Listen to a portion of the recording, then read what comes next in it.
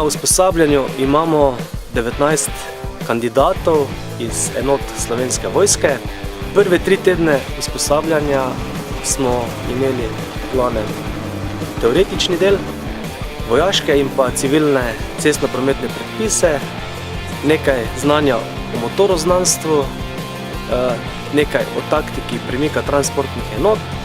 Sedaj pa nas čaka 2 tedna praktičnega usposabljanja, torej vožnja z terenskimi vozili po javnih prometnih površinah in po samem terenu.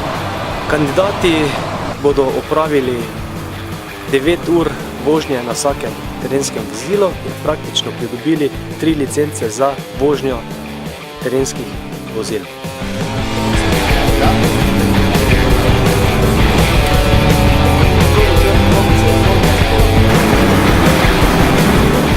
Zelo zanimivo, na začetku smo začeli teoretično. Tukaj je bilo zelo v redu, ker smo ponovili dosti cestno-prometne predpise. Dobili smo neko znanje o motoroznanstvu, zdaj pa smo začeli z terensko vožnjo. Tukaj pa realno vidimo, kako se ta vozila obnašajo na terenu. Najbolj zanimivo, bi rekel adrenalinsko, je bilo premagovanje 80% klanca, ko vidiš res, kaj vozilo premore, in pa premagovanje vodne ovire do globine 80 cm.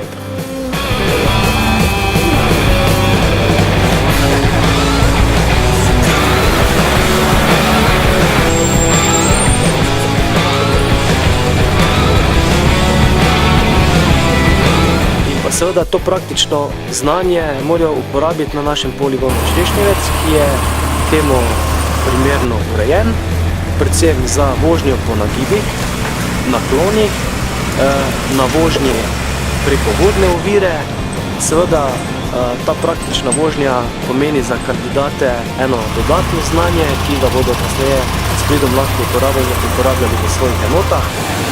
Tako da verjamem, da bodo iz tega usposabljanja odnesli maksimum, kar lahko mi v enoti za usposabljanje voznikov šola vožnje ponudimo.